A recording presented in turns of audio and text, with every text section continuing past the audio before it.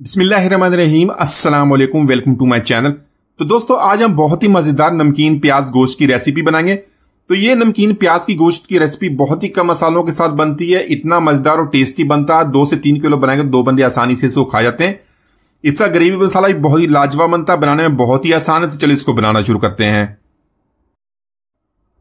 तो यहां पर रेसिपी बनाने के लिए 1/4 कप ऑयल या घी का इस्तेमाल करेंगे। साथ में मैंने लिए 2 मीडियम साइज के प्याज को इस तरह हमने बारीक लंबा काट लेना है।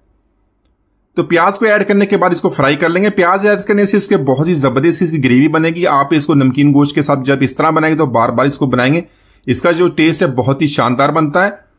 तो प्याज को हमने इतना फ्राई करना है प्याज का कच्चापन खत्म हो जाए, ज्यादा इसको हमने डार्क नहीं करना।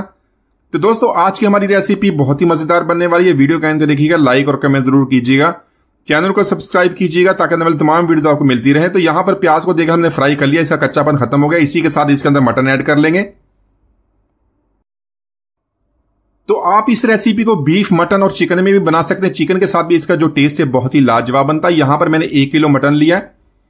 मटन को हमने धो के अच्छी तरह साफ कर लिया है। इसको जो पानी है छलनी में रख के वो निकाल दिया है। तो इसके लिए जो गोश्त इस्तेमाल करना है बोनलेस और साथ हड्डी वाला, थोड़ी सी चर्बी भी शामिल कर लेंगे। तो यहां पर मटन के गोश्त को हमने प्याज के साथ अच्छी तरह मिक्स कर लेना है। इसको हाई फ्लेम पे फ्राई करेंगे, इतना फ्राई करना है इसका कलर चेंज हो जाए। तो मटन को इस तरह प्याज के साथ फ्राई करने से इसके अंदर जो स्मेल होती है स्मेल खत्म हो जाती है और टेस्ट बहुत ही लाजवाब बनता है। तो यहां पर मटन का जो कलर चेंज हो गया, इसी के साथ इसमें 1 टेबल स्पून ऐड करेंगे लहसुन अदरक का पेस्ट। 2 से 3 मैंने सब्जी मिर्च लिया, उसको बारीक काट लिया, वही भी इसके अंदर ऐड कर लेंगे। तो यहां पर इन दोनों चीजों को मटन के साथ मिक्स कर लेंगे। 2 मिनट तक इसको फ्राई कर लेंगे ताकि जो लहसुन अदरक का पेस्ट है उसका कच्चापन खत्म हो जाए। तो इसी के साथ 1 टीस्पून यहां पर नमक का ऐड कर लेंगे। नमक अपने टेस्ट के मुताबिक कमी या ज्यादा कर सकते हैं, लेकिन इसकी ज्यादा क्वांटिटी ऐड नहीं करनी। तो यहां पर इसको अच्छी तरह मिक्स कर लेंगे। तो गोश्त को गलाने के लिए यहां पर प्रेशर कुकर का इस्तेमाल कर सकते हैं या उसके बगैर इसको गला लें। तो इसी के साथ इसमें 2 कप पानी के ऐड कर लेंगे। पानी ऐड करने के बाद इसको कवर कर दें। कवर करके इसको इतना कुक करें गोश्त हमारा गल जाए। तो गोश्त को हमने अच्छी तरह फ्राई कर लिया। इसको अगर प्रेशर कुकर में गलाएं तो तकरीबन 20 मिनट के अंदर तैयार हो जाएगा।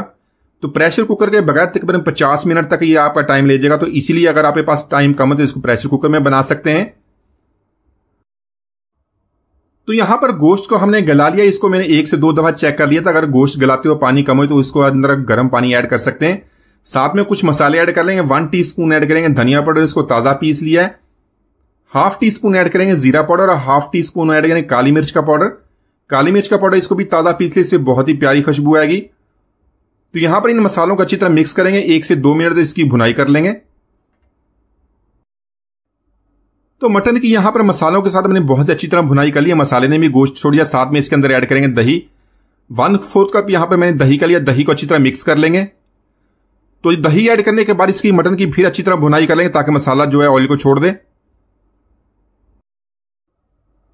तो यहां पर ऐड कर लेंगे 1/2 टीस्पून गरम मसाला पाउडर और 1/2 टीस्पून ऐड करेंगे काली मिर्च का पाउडर। काली मिर्च हमने टेस्ट मुताबिक कम या ज्यादा कर सकते हैं। टोटल हमने 1 टीस्पून ऐड किया है। अच्छी तरह इसको मिक्स कर लेंगे। मिक्स करने के बाद तकरीबन 1 मिनट तक इसकी भुनाई करेंगे। तो इसी के साथ इसमें ऐड कर लेंगे सब्ज मिर्च और जूलियन कट अदरक। इसको अच्छी तरह मिक्स कर लेंगे। तो नमकीन प्याज गोश्त जब भी आप इसके अंदर बनाए तो आपने हड्डी वाला गोश्त भी इस्तेमाल करना। साथ में जो बोटी जिसके साथ चर्बी लगी उसका भी इस्तेमाल करें। अगर चर्बी नहीं तो अलग से चर्बी के 2 से 3 टुकड़े ऐड कर लें, जिससे इसका टेस्ट और भी बढ़ जाता है।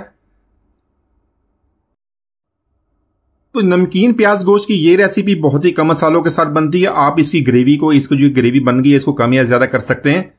तो माशाल्लाह हमारा बहुत ही मजेदार नमकीन प्याज गोश्त हमने बहुत ही आसानी से बना लिया। एक बार जरूर ट्राई कीजिएगा। उम्मीद आज की रेसिपी आपको पसंद ही मिलते हैं। इजाजत दीजिए, अल्लाह हाफिज।